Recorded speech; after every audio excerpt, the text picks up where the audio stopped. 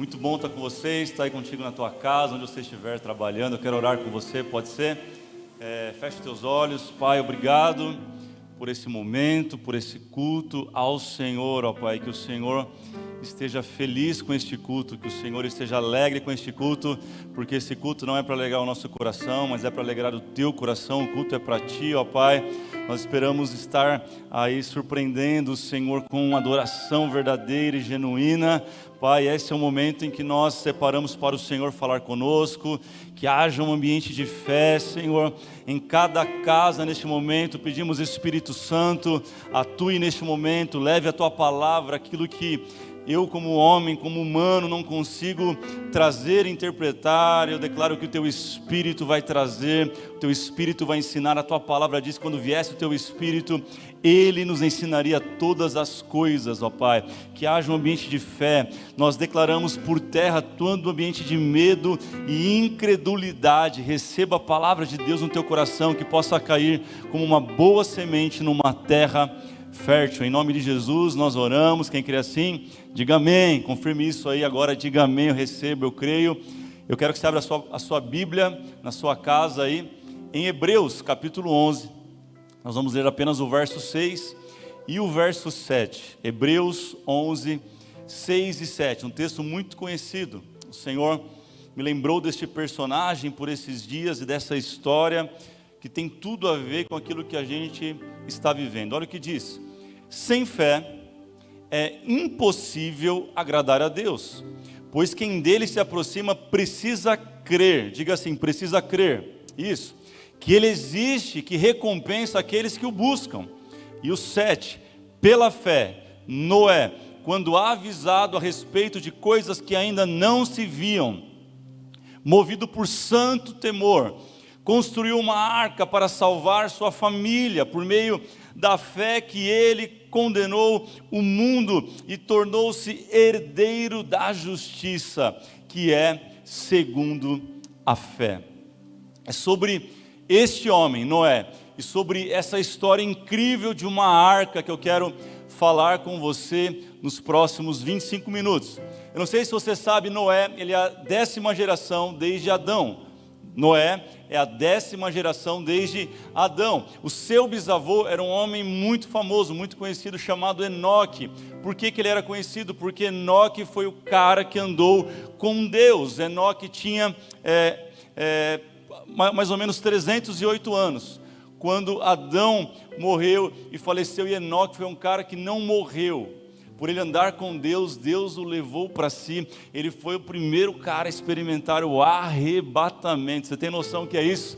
Ele foi um cara muito especial. Olha que família Noé tinha. Hebreus 11, 5 diz isso: pela fé Enoque foi transladado para não ver a morte, não foi achado, porque Deus o transladou, visto como antes da sua transladação alcançou o testemunho de haver agradado a Deus. Uau, isso é incrível.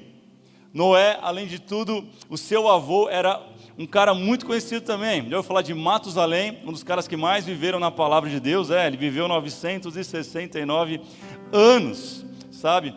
Ele morreu mais ou menos um ano antes do dilúvio. E não podia faltar o seu pai, Lameque, um homem que viveu 777 anos, morreu 5 anos antes do dilúvio. Por que eu estou falando tudo isso para você? Como é importante a família, como é importante o legado, como é importante ser passado de geração a geração, a palavra de Deus, a fé. Noé foi um homem de fé porque ele recebeu isso dos seus descendentes, e ele pôde experimentar a glória de Deus na sua vida. Olha o que diz o seu pai profetizando sobre Noé. Gênesis 5, 29 diz: o seu nome será Noé, porque ele nos aliviará de todo o trabalho e do sofrimento das nossas mãos, causados pela terra que o Senhor amaldiçoou. Noé não era um cara comum. Noé vinha de uma família extraordinária.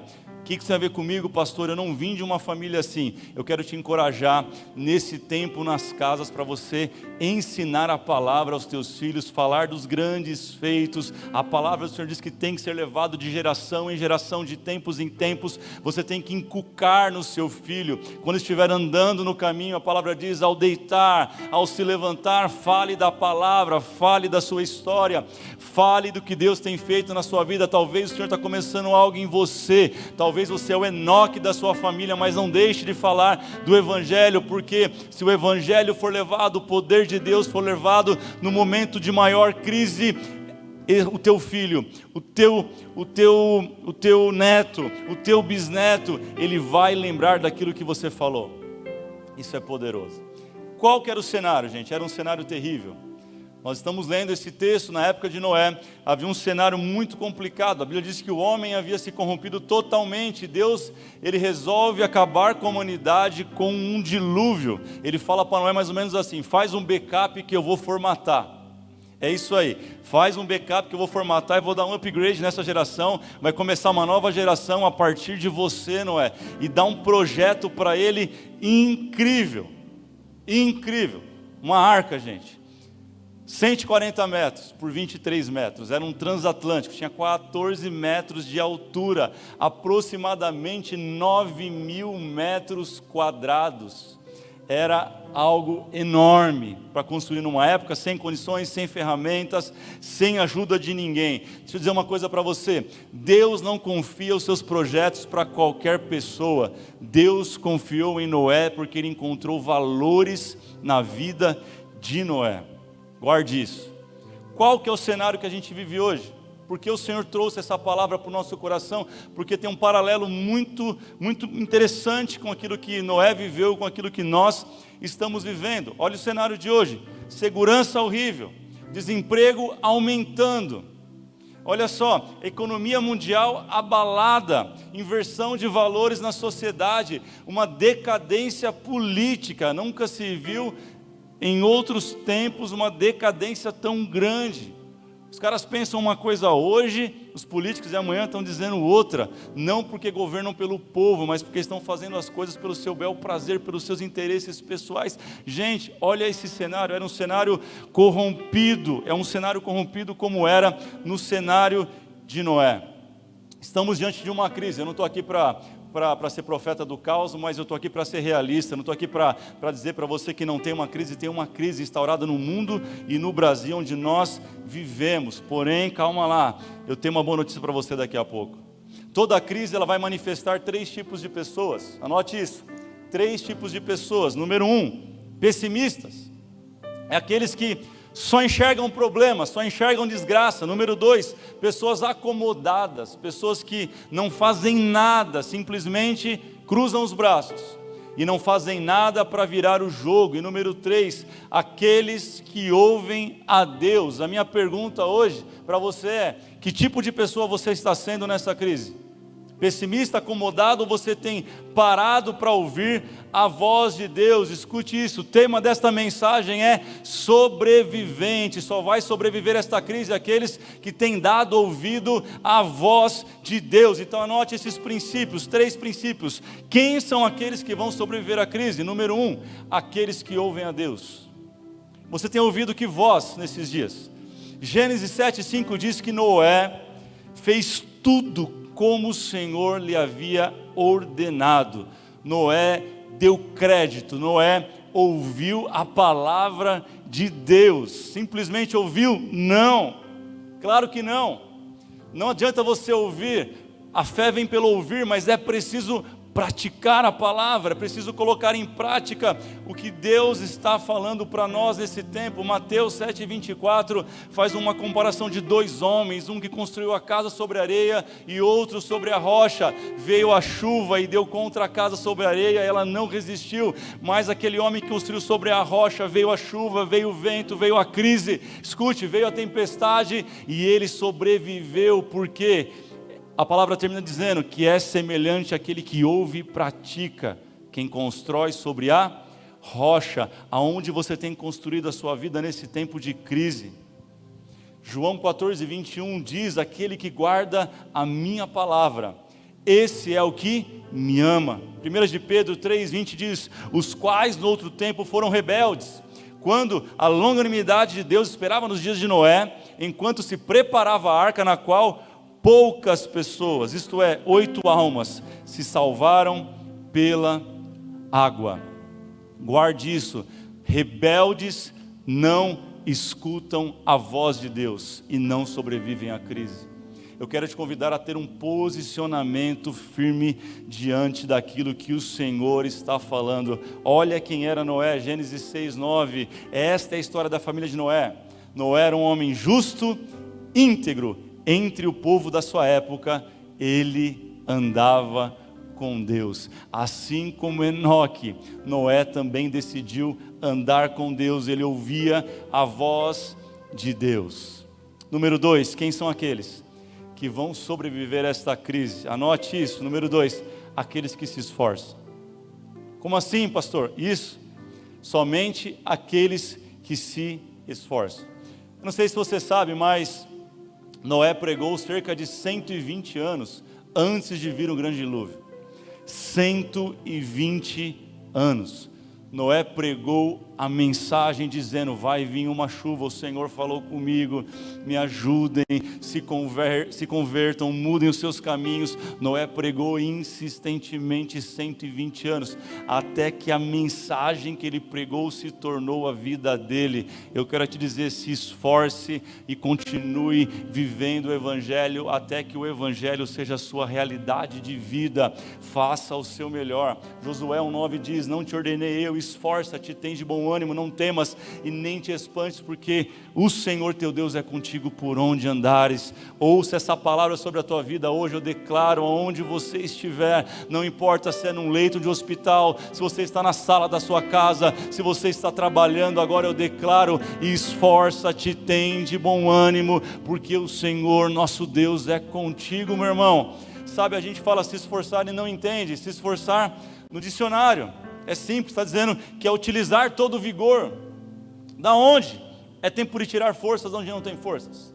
É tempo de redobrar a força. É tempo de se empenhar. É tempo de se encher de valentia. É tempo de transmitir coragem. É isso mesmo. Se esforçar não é só para você, mas a palavra diz esforço, ela significa de fazer pelo outro. Você agora é responsável por transmitir coragem a outros. Você é responsável por estimular o outro a enfrentar essa crise de cabeça erguida, crendo que o Senhor é poderoso. Aquele que fez no passado está fazendo hoje e não vai parar de fazer, meu irmão. O Senhor não muda, Ele não está com as suas mãos encolhidas para que não possa abençoar, querido. Ele não está dormindo. A palavra do Senhor diz que o Senhor não dorme. Aquele que guarda o seu povo, Ele não dorme.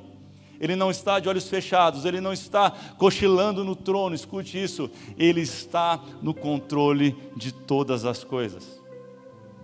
Mas e a crise, pastor? A crise, ela vem. Alguns estudiosos estão dizendo que toda crise, ela vem, pelo menos uma crise de 10 em 10 anos. É isso aí.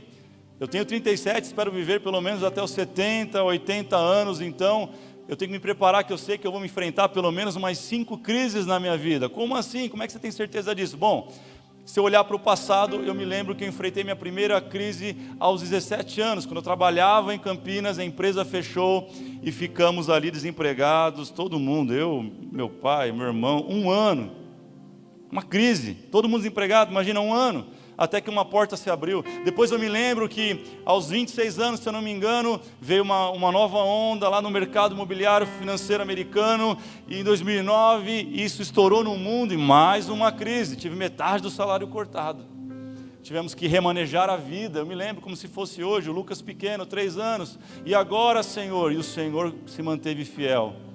Se passaram 11 anos e uma nova crise chegou na nação e no mundo. Diz uma coisa para você: vai passar. assim como passou a primeira, assim como passou a segunda, vai passar e nós vamos sobreviver em nome de Jesus. Será que você pode crer nessa palavra? Será que você pode abraçar essa pessoa que está do seu lado e dizer, nós vamos sobreviver? Tira todo o medo, começa a dizer e ministrar agora sobre o teu filho, sobre a tua filha, sobre o teu esposo, sobre a tua esposa, sobre quem estiver do seu lado agora. Dê a mão aí na sua sala e comece a declarar vida, declarar: você não vai morrer nessa situação, essa não é a primeira e nem a última crise, escute isso, você vai passar, em nome de Jesus. Por que que vem a crise? A crise ela vem para testar toda teoria. Para que Deus permite a crise? Para ver se toda teoria ela é testada, se ela é aprovada ou reprovada, meu irmão. As pessoas estão mais de olho no que a gente faz do que a gente fala. Você e eu somos a Bíblia que muita gente está lendo com as nossas atitudes. Elas querem saber se as nossas atitudes fazem jus à fé que nós declaramos. A crise vem para isso. Deus manda ele fazer uma arca e dá detalhes, como ele queria, cada detalhe, cada compartimento, quantos animais tinham que levar. Deus opera na ordem e não na desordem. Na desordem opera o caos. Talvez você está aí já, não sei quantos dias estamos de quarentena, 20 e poucos dias, e você ainda não fez nada. Escute, a quarentena é o momento de você organizar a sua vida. Quantas vezes você reclamou que não tinha tempo para fazer nada? Sou eu que falei? Poxa, não tenho tempo. Quantas vezes a gente não reclama? Quando eu vou fazer aquele curso? Quando tiver tempo. Quando eu vou fazer? Quando tiver tempo. Agora você tem tempo. Se você não sair dessa quarentena e pelo menos não tiver uma habilidade nova, um projeto novo começado e mais conhecimento, é sinal que você nunca foi falta de tempo, é sinal que você é indisciplinado mesmo. Essa é a realidade. A quarentena é um tempo de organização, meu irmão. Guarde isso no teu coração. Número 3, quem são aqueles que vão sobreviver a esta crise? Anote aí. Aqueles que estão revestidos do Espírito Santo de Deus. Você pode dar um glória a Deus aí para acordar o vizinho agora? Você pode fazer isso? Gênesis 6,14 diz: você, porém, fará uma arca de madeira de cipreste, divida em compartimentos e revista de betume por dentro e por fora. Olha, o betume por dentro e por fora. Por dentro para quê? Para que as brechas fossem tapadas, para que a arca não afundasse. Ou seja, esta quarentena é tempo de você cobrir a sua vida da presença gloriosa do Espírito Santo de Deus. É tempo de orar como você nunca orou, é tempo de buscar como você nunca buscou, é tempo de ler a palavra como você nunca leu, é tempo de você ouvir a voz do Senhor como você nunca ouviu. Revista-se por dentro da presença do Espírito Santo e por fora, pastor, encha a sua volta de palavras de vida. Manifeste a palavra, permita o Espírito Santo curar quem está à sua volta. Sabe, muitas pessoas têm ouvido mensagens que nunca ouviram. Esse tempo tem servido para gente que nunca entraria numa igreja, está me ouvindo agora, porque esse culto está chegando na casa dela. É isso mesmo, talvez tenha uma TV só na sua casa agora. Teu pai que não queria saber de nada está assistindo e sendo abençoado. Aquele teu tio que não queria saber de Deus, queria saber de nada, está ouvindo e sendo abençoado. Sabe o que é isso? Espalhe o amor do Senhor. É tempo de encher de betume por dentro e por fora. Por fora ainda fala de se blindar. Se blinde de más notícias. Sai da rede social, sai desses canais aí que só pregam desgraça. Comece a ouvir canais que são imparciais. Pouquinho, gente. Um conselho que eu tenho dado para todo mundo: ouça um pouco pela manhã, 10 minutos, veja como está o cenário. Sabe o que você faz depois? Vai para a palavra de Deus, vai cantar louvor, coloca bem alto na sua casa, vai limpar a casa, minha irmã. Ei, meu irmão, vai ajudar a sua esposa e vai cantando, vai fazendo exercício, vai fazendo alguma coisa. Apocalipse 3,7, a gente ama esse texto, mas a gente só quer a parte boa. Olha o que diz: o que tem a chave de Davi, que abre e ninguém fecha. Aleluia, ele abre e ninguém fecha. Mas o texto diz também que ele fecha e ninguém abre, meu irmão. A Bíblia diz que foi Deus quem fechou a arca por fora. Deus que fechou a arca por fora e falou: daqui vocês não saem até que eu mande. Sabe quando nós vamos passar esta crise? Quando o Senhor dizer assim, basta, porque Ele tem nos blindado, Ele tem nos guardado, Ele fechou a porta por fora e disse assim: eu estou no controle. Escute isso. Você está dentro da arca, a arca agora é a tua casa, está você e a sua família como Noé estava. Você tem duas opções diante disso. Número um, entrar em desespero e permitir que o medo, quem está de fora, passe para dentro. Imagine quando começou a chuva, as pessoas batendo na arca e dizendo: ei Noé, abre pelo amor de Deus, me socorre, vai todo mundo morrer. E Noé falou assim: não tem o que fazer. Foi Deus que fechou. E a porta que ele fecha, ninguém abre. Então, você tem duas opções. Primeiro, permitir o medo de fora entrar na sua arca. Ou número 2, escute isso: abrir mão do controle e acreditar que Deus está no controle. Eu não sei se você parou para pensar, eu não tinha parado para pensar nisso até hoje. Mas a arca é muito diferente de um barco. Como assim? Barco tem leme, sabe o leme, o timão? Não gosto muito da palavra timão, vamos usar leme. Leme. Aquele negócio que dá direção para o barco, sabe? Leme. Arca não tem leme. Barco tem leme. Arca não tem leme. Ou seja, Noé não tinha controle da direção em que a arca iria, nem onde ela ia parar, nem para onde ele ia caminhar, navegar. Não tem. Outra coisa, barco tem remo, ou tem vela, ou tem motor. Isso fala de velocidade. Fala do quão rápido você anda. Arca não tem nada disso, meu irmão. Deus está mandando um recado para mim e para você nesta noite. Quando você fechar a porta da sua casa, a porta da sua arca, permita Deus estar na direção da tua vida e na velocidade que você vai atravessar isso. Você quer ver uma outra particularidade? A Bíblia diz que choveu durante 40 dias, uma quarentena.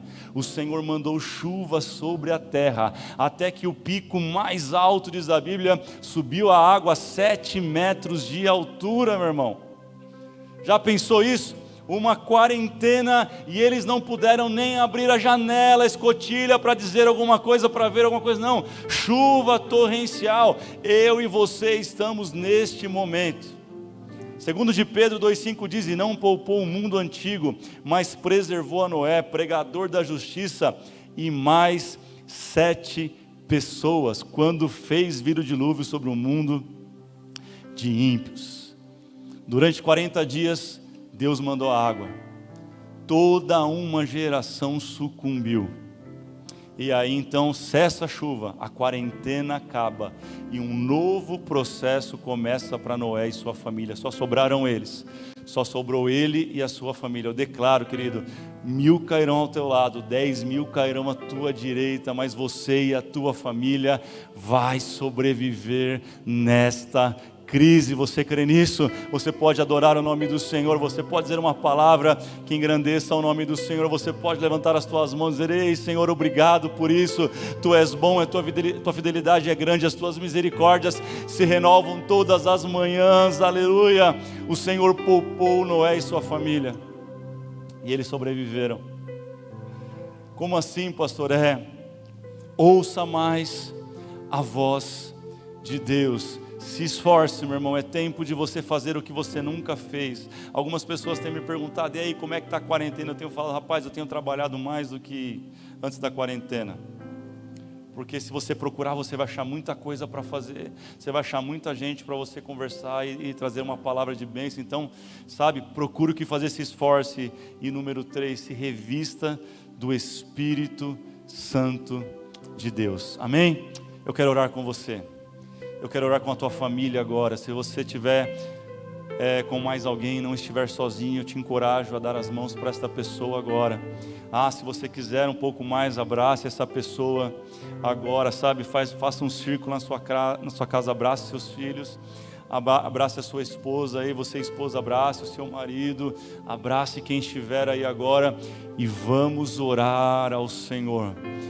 O salmista diz: para onde eu vou olhar? Eu vou olhar para o alto, da onde virá o meu socorro. Ele diz: o meu socorro vem do Senhor. Noé, depois que a chuva passou, ele abriu a janela que só dava para cima, e ele soltou um pássaro para poder ver o que estava acontecendo. É tempo de você abrir a escotilha e começar a clamar ao Senhor por boas notícias, e eu declaro: boas notícias vão chegar para você. Vamos orar. Pai, estamos diante da Tua palavra, exposta a Tua palavra, Senhor, a Tua palavra que que é verdade, ó Pai. Não importa o que o mundo está dizendo, não importa o que os especialistas estão dizendo, não importa o que os economistas, não importa o que os médicos estão dizendo, ó Pai. Não que nós desprezamos eles, mas nós queremos ouvir a Tua voz, ó Pai. A Tua voz é como o som de muitas águas, Pai. Fala com a gente, fala com aquele que não tem ouvido mais a Tua voz. Fala, Pai, com aquele que se distanciou, com aquele que esfriou, Pai. Fala com aquele que está clamando nesta hora e dizendo: ei, Senhor, eu preciso ouvir a Tua voz. Eu aprendi hoje que eu preciso ouvir a Tua voz. Fala comigo, ó Espírito Santo, comece a falar nos corações, comece agora a ministrar valentia, coragem, comece a ministrar, Espírito Santo, em cada coração agora, a Tua vontade, o Teu querer, a Tua vontade que é boa, perfeita e agradável. Senhor, nos ensina a olhar para aquilo que sobrou, nos ensina a olhar para a nossa casa, para a nossa família, para a nossa saúde. Tira os nossos olhos das más notícias e nos coloca focado naquilo que temos, a nossa fé, a nossa salvação. Nós temos o nosso bem mais precioso, que é o Senhor. Nós declaramos que não há outro bem além de Ti, ó Pai. Nós declaramos que pode faltar tudo, pode faltar até a comida no prato, mas não pode faltar a Tua presença em nós. Nós queremos a Tua presença mais que tudo, Senhor. Nós desejamos a Tua doce e gloriosa presença. Em nome do Pai nós oramos, em nome do Filho e em nome do Espírito Santo de Deus. Amém?